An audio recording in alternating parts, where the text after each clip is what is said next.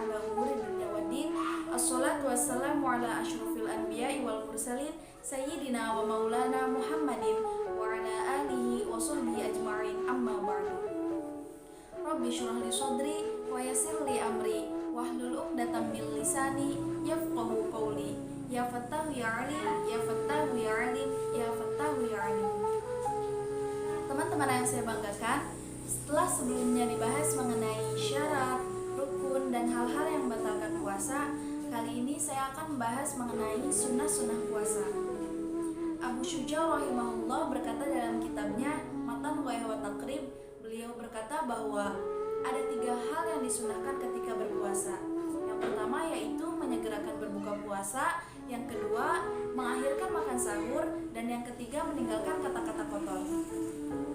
Teman-teman yang saya cintai, yang pertama saya akan bahas mengenai menyegerakan berbuka puasa. Yang dimaksud di sini adalah ketika matahari benar-benar tenggelam, langsung disegerakan berbuka puasa. Dalilnya yaitu dari Sahal bin Sa'ad radhiyallahu anhu, beliau berkata bahwa Rasulullah sallallahu alaihi wasallam bersabda, "La yazalun nas bi khair ma'ajjalul fitrah." Artinya, manusia akan senantiasa dalam kebaikan selama mereka menyegerakan berbuka puasa. Hadis riwayat Bukhari dan Muslim. Berbuka puasa juga bertujuan untuk menyelisihi kaum Yahudi dan Nasrani, sebagaimana disebutkan dalam hadis, "La yazalud din zahiran ma'ajjalun nasul fitrah li'anna al-yahudi wa nasrani yuakhirun." Artinya, Islam akan terus berjaya selama manusianya menyegerakan berbuka puasa, karena Yahudi dan Nasrani sering mengakhirkannya. Hadis riwayat Abu Daud dan Ahmad. Nabi Shallallahu Alaihi Wasallam biasa berbuka puasa sebelum melaksanakan sholat maghrib dan bukan menunggu sampai sholat maghrib selesai dikerjakan. Anas bin Malik radhiyallahu anhu berkata, "Kana Rasulullah Shallallahu Alaihi Wasallam yuftiru ala rutobatin qabla ayyusalliya, fa illam takun rutobatun fa ala tamaratin, fa illam takun hasawatin min ma'in." Artinya, Rasulullah Shallallahu Alaihi Wasallam biasa berbuka puasa dengan rutob atau kurma basah sebelum melaksanakan sholat. Jika tidak ada, beliau berbuka dengan tamar atau kurma kering, dan jika tidak ada keduanya, beliau berbuka dengan seteguk air. Hadis riwayat Abu Daud dan Ahmad. Yang dianjurkan ketika berpuasa yaitu dengan rutob atau kurma basah, dan jika tidak ada, dengan tamar atau kurma kering.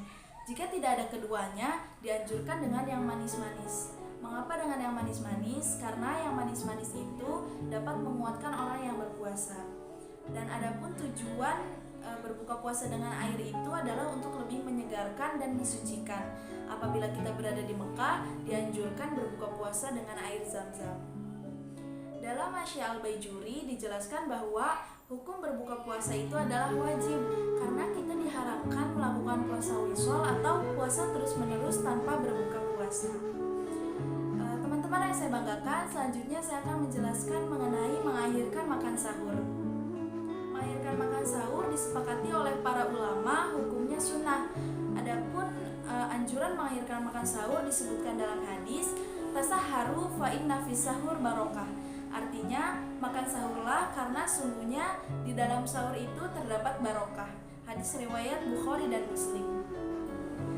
Kata Muhammad Al-Khatib, waktu makan sahur itu dimulai dari tengah malam, dan waktu sebelum itu tidak disebut dengan makan sahur. Dan adapun waktu yang terbaik yaitu diakhirkan. Artinya, masih diperbolehkan makan sahur selama yakin belum tibanya fajar subuh. Tujuan untuk mengakhirkan makan sahur yaitu untuk lebih menguatkan badan. Dan adapun hadis mengenai mengakhirkan makan sahur yaitu An Abi Dzarrin qala Rasulullah sallallahu alaihi wasallam, "La yazalun nas bi khair ma'ajjalul iftar wa akhirus sahur." Artinya, dari Abu Dzar berkata bahwa Rasulullah sallallahu alaihi wasallam bersabda, manusia akan senantiasa berada dalam kebaikan selama mereka menyegerakan berbuka puasa dan mengakhirkan makan sahur. Hadis riwayat Ahmad. Adapun dalil yang menyetujui hadis di atas yaitu tentang praktek Nabi Shallallahu Alaihi Wasallam dalam makan sahur, sebagaimana disebutkan dalam hadis. An Anas bin Malik, anna Nabi Shallallahu Alaihi Wasallam wa Zaid bin Sabitin tasahharu, falamma faraghu min sahurihima qama an-nabiy sallallahu alaihi wasallam ila sholati fa shalla. Qulna Anas kam kana baina faragihima min sahurihima wa dukhulihima fi shalah? Qala qadru ma yaqra'u ar-rajul 50 ayah. Artinya dari Anas bin Malik, ia berkata bahwa sungguhnya Rasulullah SAW dan Zaid bin Sabit pernah makan sahur. Setelah keduanya selesai dari makan sahur, Nabi pun berdiri untuk sholat.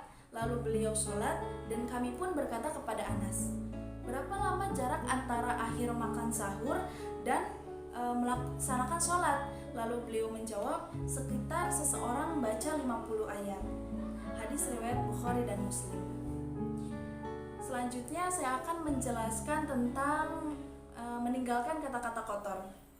Teman-teman yang saya banggakan, orang yang sedang berpuasa ditekankan untuk meninggalkan kata-kata kotor, meninggalkan ghibah atau membenci orang, meninggalkan dusta, dan meninggalkan perbuatan yang haram lainnya. Dari Abu Hurairah, Nabi SAW bersabda, "May yada'a qawla az-zuri wal 'amala bihi, falaysa lillahi hajatun fi ayyada'a ta'amahu wa syarabahu." Artinya, barang siapa yang tidak meninggalkan dusta dan malah melakukan konsekuensinya, maka Allah tidak pandang lagi dengan makan dan minum yang ia tinggalkan. Hadis riwayat Bukhari.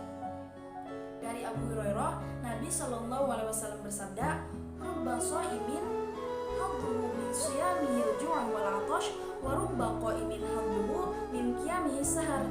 Betapa banyak orang yang dapatnya dari puasanya itu hanya lapar dan dahaga saja, dan betapa banyak orang yang sholat malam hanya mendapati rasa capek saja.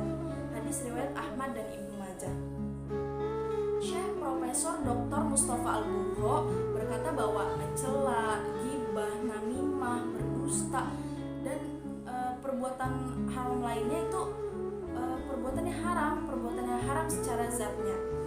Tetapi bagi orang yang berpuasa ini lebih berbahaya karena dapat menghilangkan pahala puasa, meskipun mereka itu melaksanakan yang wajib dan puasanya itu sah. Tetapi ini merupakan perbuatan yang sangat merugikan karena dapat menghilangkan pahala puasa. Maka dari itu, ini termasuk dalam sunnah-sunnah dan adab berpuasa. Teman-teman yang saya banggakan, semoga Allah memudahkan puasa Ramadan kita dengan amal-amal yang sholih. Cukup sekian yang dapat saya sampaikan, kurang lebihnya mohon maaf.